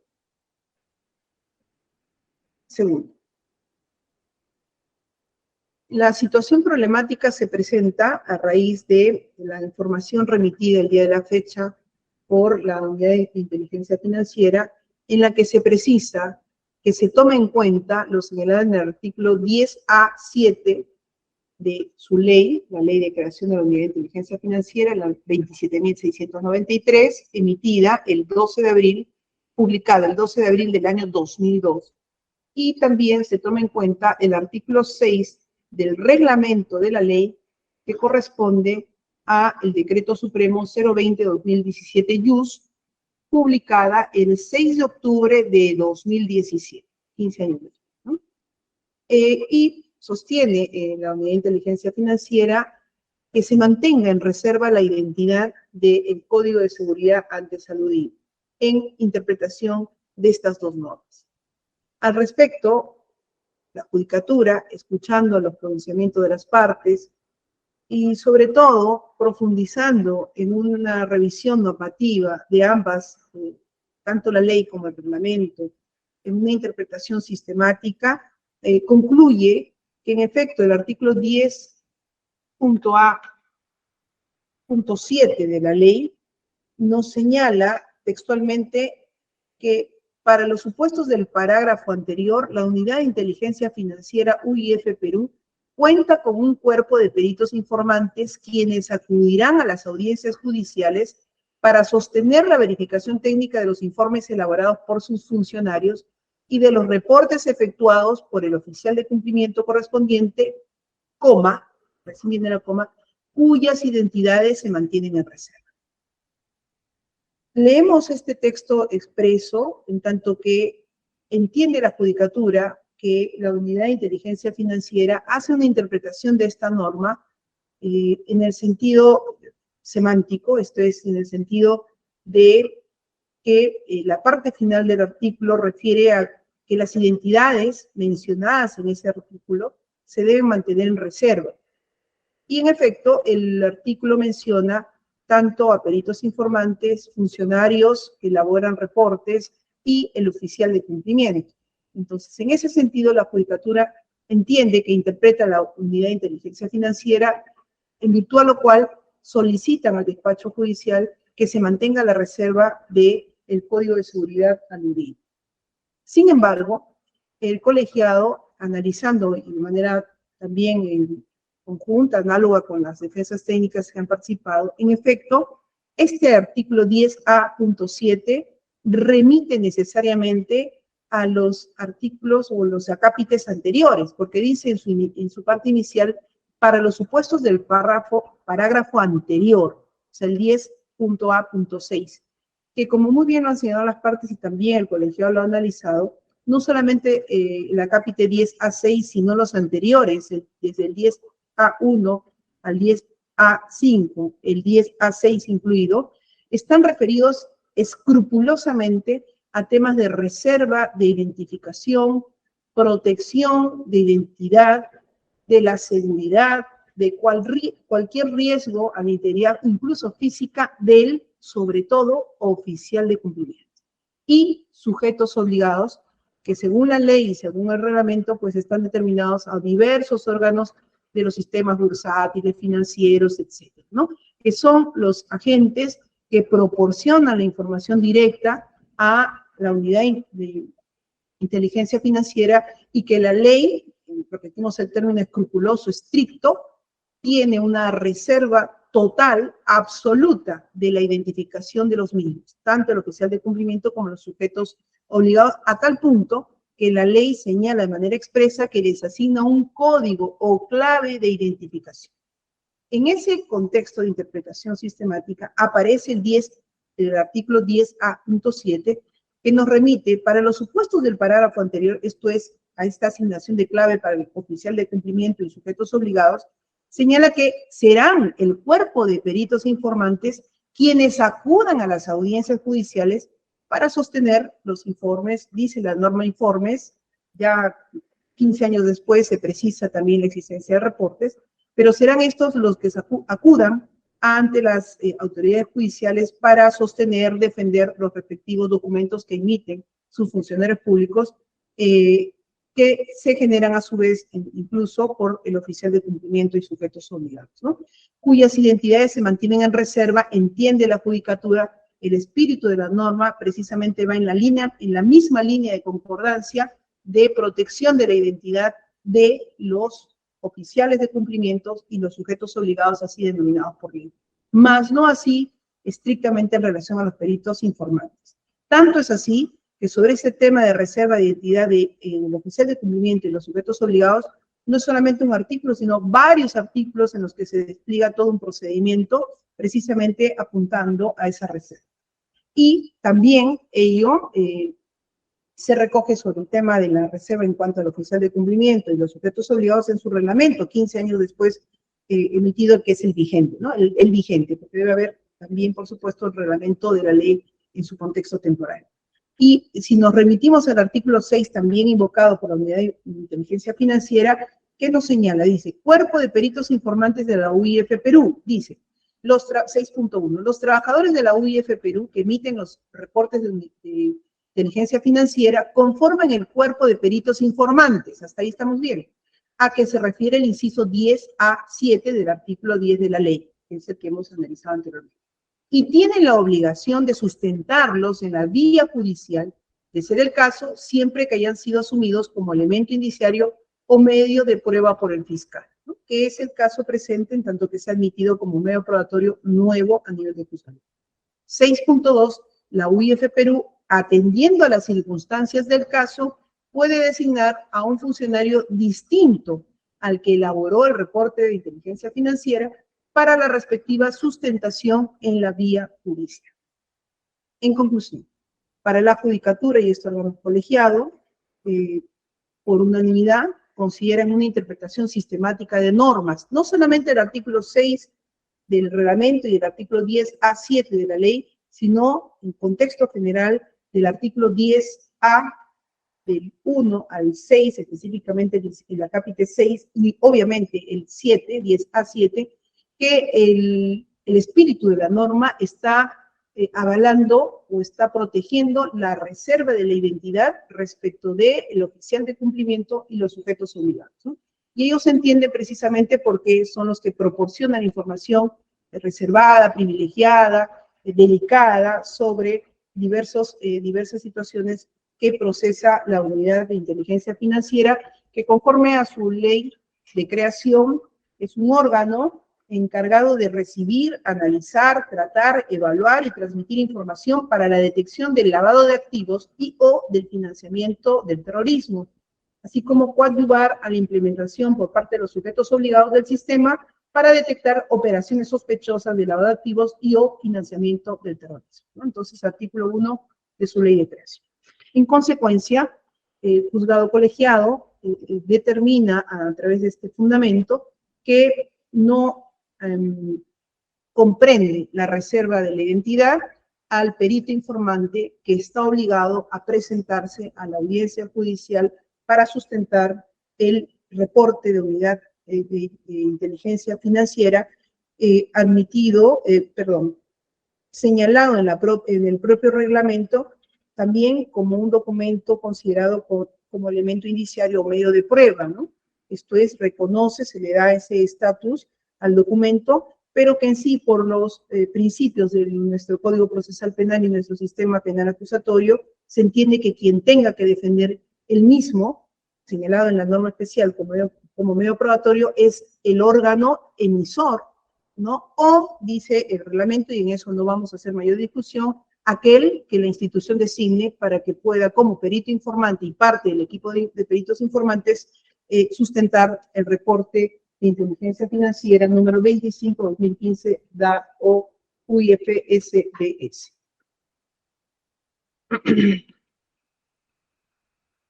Tercero, en relación a la solicitud del señor fiscal, a la que se ha manifestado también una de las defensas técnicas en este juicio, y oponiéndose otra defensa técnica en esta audiencia, en relación a que el perito informante pueda declarar en una sesión reservada, el juzgado va a diferir el pronunciamiento respectivo, sujeto a una información previa que pueda remitir la institución Unidad de Inteligencia Financiera sobre aspectos necesarios o que fundamenten acaso la reserva de la sesión correspondiente a la declaración del citado perito informante, que está convocado para el 17 de mayo próximo a partir de las 9 de la mañana. Esto tomando en cuenta para el órgano colegiado el artículo 357 del Código Procesal Penal, ¿no? U otros aspectos que fundamente la unidad de inteligencia financiera y que seguramente cogerá el señor fiscal, quien ya adelantó una posición al respecto, así como otra defensa técnica, ¿no? Debate que se dará en su oportunidad con anticipación a la fecha del 17 de mayo de 2020. Cuarto, antes de culminar la emisión de la presente resolución, señalar que al margen de la interpretación normativa realizada por el órgano jurisdiccional en relación al artículo 10.A.7, la judicatura no tiene información sobre temas de riesgos en la seguridad, en la integridad física, en relación a la persona que haya emitido el reporte de inteligencia financiera y cuya identificación de forma confidencial ha sido remitida con el carácter de exclusividad, según el tenor del documento remitido en la fecha, a la presidencia de este órgano jurisdiccional, situación de confidencialidad que se mantendrá, en tanto que no hay una información más allá de la referida por las partes en esta audiencia. Por lo que el juzgado, también acogiéndose a lo señalado en el artículo 6.2 del reglamento, que señala que la unidad de inteligencia financiera, atendiendo a las circunstancias del caso, pueden haber circunstancias específicas que el colegiado desconoce, y las partes también, dice la norma, la UIF puede designar a un funcionario distinto al que elaboró el reporte para la respectiva sustentación en la vía judicial. Considera el órgano jurisdiccional dejar abierta esta posibilidad en el sentido de oficiar en la fecha a la unidad de inteligencia financiera a efectos de que proporcionen la identidad de o señalen el perito informante que se someterá al examen pericial el próximo 17 de mayo de 2023 a las 9 de la mañana, o en su caso designen el perito informante que corresponda conforme al artículo 6.2 del reglamento de la ley. En consecuencia, el tercer juzgado penal colegiado nacional resuelve.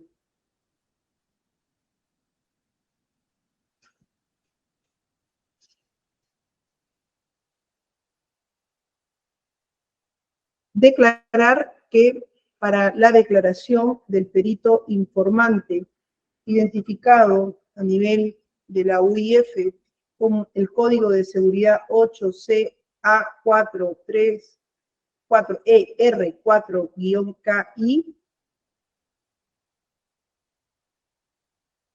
no tiene la calidad de testigo en reserva, al no recaer sobre el mismo medida de protección dictada por órgano jurisdiccional. En ese sentido, se determina requerir a la unidad de inteligencia financiera la designación del perito informante que sustentará y sostendrá el reporte de inteligencia financiera número 025-2015-DAO-UIF.SBS con el carácter de muy urgente y a la brevedad posible, atendiendo a la fecha próxima de declaración del mismo, señalado para el 17 de mayo de 2023 a partir de las 9 de la mañana.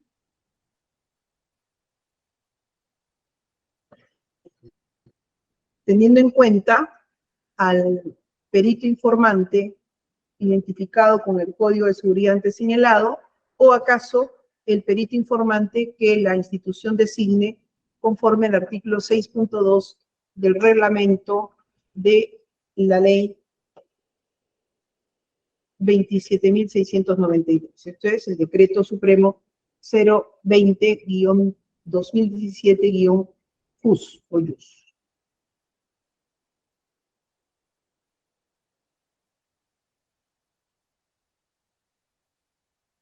Segundo, se declara mantener en confidencialidad el sobre que contiene la identificación de la persona que elaboró el reporte de inteligencia financiera 025-2015-DAO-UIF-.SBS, que fuera remitido el día de la fecha, entregado el día de la fecha a la presidencia de este órgano colegiado, conforme a los lineamientos de confidencialidad señalados en el oficio remitido por la Unidad de Inteligencia Financiera.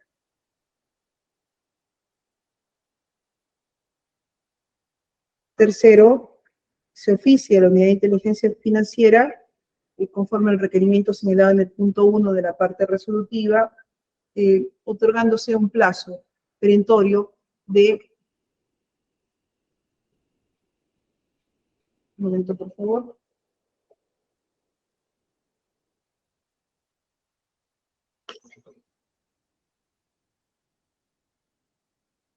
Un momento, por favor.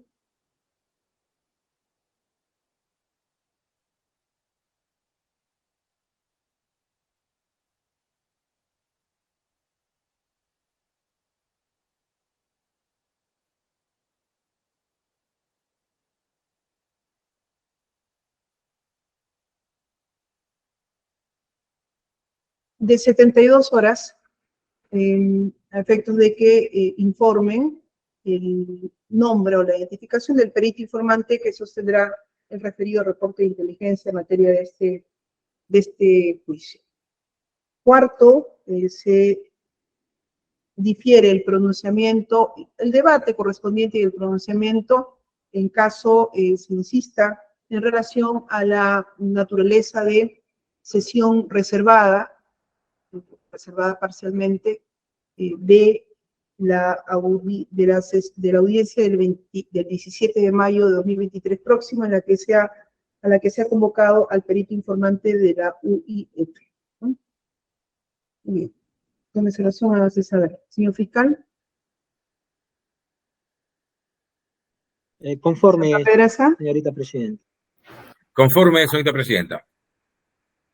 Doctor Cubas. Conforme.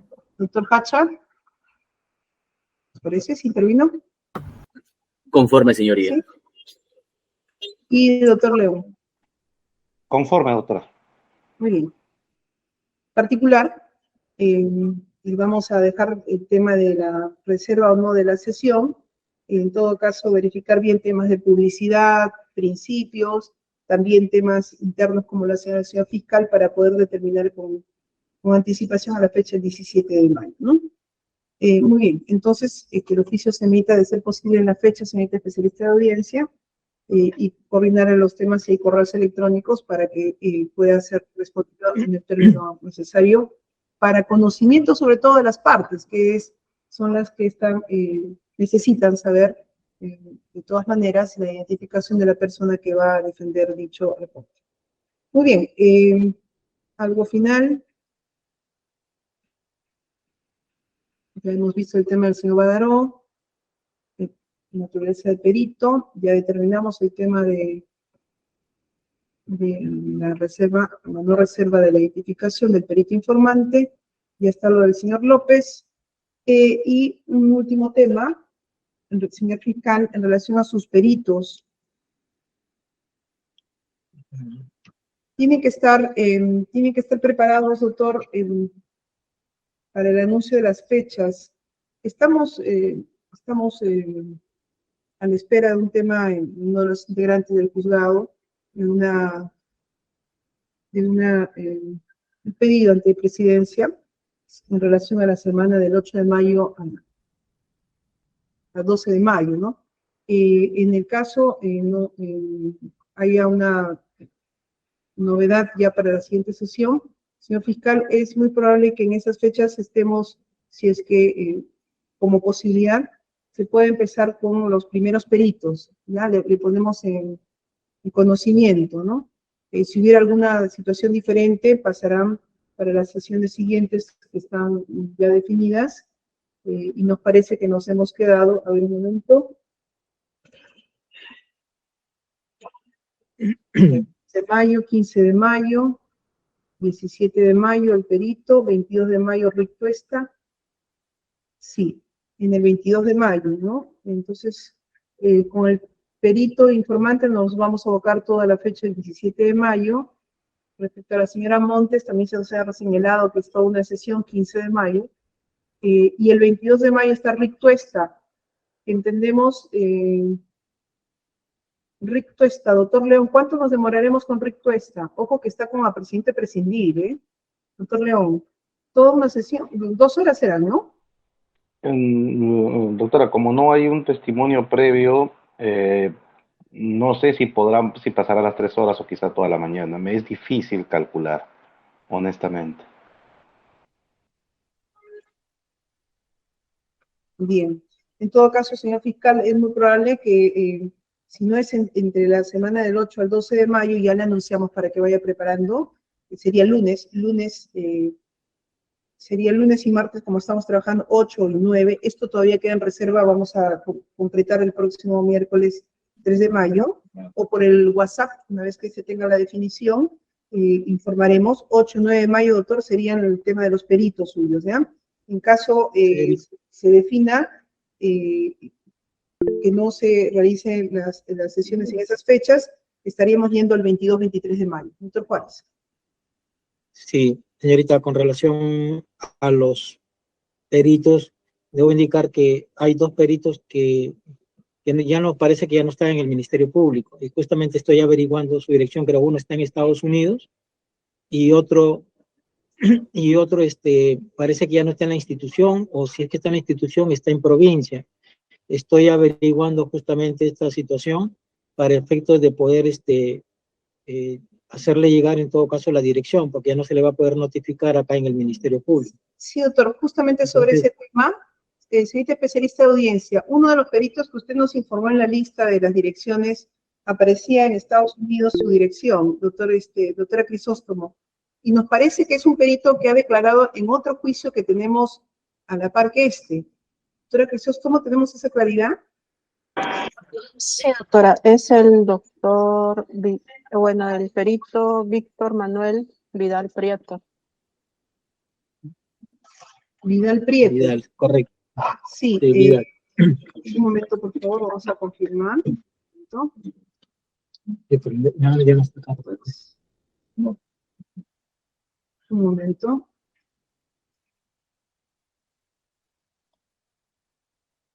Sí. En el caso 160-2014 hemos recibido el examen pericial de Víctor Manuel Vidal Prieto y otro, ¿no? Y él conectado desde Estados Unidos, ¿no? A través del enlace. Directo de Google Meet, ¿no? No ha habido una petición de cooperación internacional y ha estado bastante dispuesto, ¿no? Parece que es también ha sido miembro de la Policía Nacional, de lo que recordamos su tono de voz y todo ello. Entonces, en todo caso, señorita especialista de audiencia, como esto es parte, pues, ¿no? También de la transparencia, si se tiene la dirección o el correo de esta persona que ha declarado en el caso 160-2014, se pueda facilitar al Ministerio Público para las coordinaciones respectivas, ¿no? Hay que ubicar el acta del día en que declaró para efectos de consignar, ¿no? O en todo caso, coordinar con la anterior especialista de audiencia, la doctora Mónica Vargas, que tal vez tenga una data, el correo electrónico de referido perito, ¿muy bien? O con el despacho fiscal del caso 160, que seguramente tiene la información.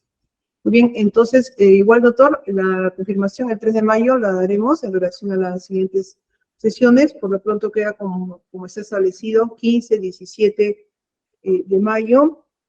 Y en relación al 22-23, también tenemos el 22 al señor Rick Tuesta, pero es muy posible, ante la situación que no se presente, señor fiscal, que podamos estar emplazando a peritos para el 22, el 23 de mayo si no hay nadie, ¿no? Entonces, le damos estas fechas posibles, el 3 de mayo vamos a determinar, por favor, ¿sí? Muy bien, doctor Cubas, ¿sí para terminar? Sí, doctora, teníamos en nuestros apuntes que la reprogramación del testigo Rick Tuesta se hizo para el lunes 15 de mayo, pero ahora esto está indicando 22. Quería saber si es correcta esa información. Sí, doctor, porque el 15 de mayo quedó, a ver, decimos el orden de lo que tenemos hasta ahora. 3 de mayo, que es la próxima sesión, Birly Torres Curbelo, doctor Pedraza, esperemos que esté en el país, conforme lo ha ofrecido, en una conexión virtual en donde se encuentre, bajo presidente prescindir, 9 de la mañana, Lady Joana Bermúdez López, con conducción compulsiva y apercibimiento a las 11 de la mañana. El 15 de mayo, Cintia Muriel Montes Llanos. Acogimos el pedido, ella pedía que fuera a mediados de mayo por el tema de su mamá, ¿no? Lo hemos acogido, bueno, coincidió precisamente la fecha, 15 de mayo, bajo presidente prescindirse, 9 de la mañana, toda la sesión con ella. El 17 de mayo, el perito informante, que debemos recibir la información en los próximos días de su identificación. El lunes 22 de mayo, Rick Tuesta Gualinga, bajo presidente prescindirse, y hasta ahí nos hemos quedado. Falta completar el 22 de mayo ante la posibilidad que no venga el señor Tuesta. Es muy probable, señor fiscal, que el 3 de mayo estemos definiendo, consignar ahí, convocar a sus peritos. El 23 de mayo también es otra fecha habilitada, está vacía también. Y atención con las defensas técnicas, porque si ya no es posible emplazar a los peritos, sobre todo el que está en Estados Unidos, ojalá se pueda, seguimos con los peritos del señor Humalda, la señora Nadine Heredia, el señor Torres Aliaga, Castillo Cubas, y Luis Castillo Cubas, y Elsa Ugarte Vázquez. Así es que ahí, coordinando con sus peritos, porque ya estamos terminando la prueba personal, ¿no? En relación a lo preestablecido. Y también vienen los peritos de las defensas de la señora Nadine Heredia, Luis Montesinos Aguilar, Mario Becerra Livia, José Guapaya Verastegui, Víctor Andrade Laya, Iter Romero Dávalos, y finalmente el perito de la defensa de la señora Calderón Minatea. Por cierto, doctor Guamán, si está conectado, no nos ha precisado sus peritos, por favor, para la próxima sesión. ¿Quiénes vienen, peritos de a dos o es individual de sus 5 peritos admitidos? Que también lo son no solamente a la defensa de la señora Nadine Heredia, sino también a la defensa del señor Castañaduy Ramírez. 3 de ellos, ¿no? Y los 2 últimos, Andrade Laya y Romero Dávalos, no es de la señora Nadine Heredia, sino peritos de Ilan Heredia y de los señores Arenas Gómez Sánchez y Todograf, doctor Cubas, ¿no? Si ambos peritos son de pericias individuales, ¿lo tiene el dato de una vez, doctor? ¿Le escuchamos? Sí, justamente ya tengo la información. La pericia, el perito Víctor Andrade y Iter Romero han hecho de manera conjunta una pericia sobre mi patrocinado, Ilan Heredia, y han hecho una pericia sobre Todograf, ¿no? Entonces, ellos son 2 pericias. Así es. Ambos. Sí, entonces ellos van a venir de manera conjunta para poder hacer las explicaciones y quisiéramos una sesión para la pericia de mi patrocinado Ilan Heredia y una sesión para la pericia de Todograf, para que se pueda ir viendo ya en la programación más adelante, ¿no? Que sería una sesión por cada pericia. Ya, 2 informes, los 2 peritos. Muy bien. Solo nos faltaría de la señora Nadine Heredia y el señor Castañaduy, que comparten a Mario Becerra Livia y José Guapaya Verastegui, y el perito Luis Montesinos Aguilar, solo de la señora Nadine Heredia. ¿Con cuántos informes son? Si es de manera conjunta o los 3 juntos, no sabemos. Nos definan, por favor, ese tema para programarlos. Sí, doctor Cubas. Sí, doctora, también si me permite, como quiera que ya vamos a pasar a otra etapa, que es la etapa pericial, y todavía hay, digamos, una incertidumbre sobre la fecha de inicio, yo quería solicitar en todo caso que ya podamos, para poder venir debidamente preparados, iniciar más bien el 22 de mayo, ya con toda la etapa pericial, si están de acuerdo las partes, y ya a partir de ahí tener listos a nuestros peritos para cualquier momento y poder iniciar ahí el 22 con la fiscalía incluso, y no con el 8, que quizá del 3 al 8 son pocos días para poder, digamos, venir con todo el sustento, ¿no? Eso quería solicitar en todo caso. Sí, un momento, doctor, por favor, un momento.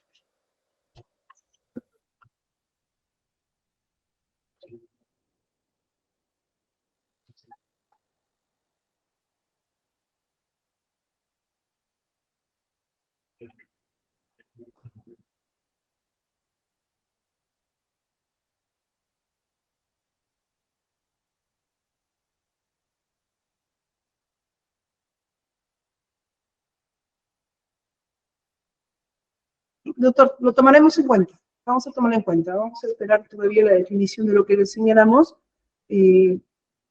Lo tomaremos en cuenta y en la sesión siguiente lo concretaremos. ¿Está bien? Muy bien. Terminamos entonces la presente sesión, siendo las 11 de la mañana con 37 minutos. Nos volveremos a ver en la próxima sesión, 3 de mayo de 2023, a partir de las... Perdón. Un momento. Siguiente especialista de audiencia, tiene por favor la agenda. Sí, doctora, 3 de mayo, doctora.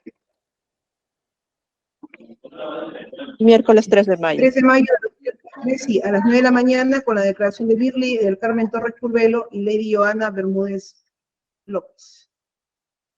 Muy bien. Terminamos la presente sesión, 11 de la mañana, 37 minutos. Muy buenos días.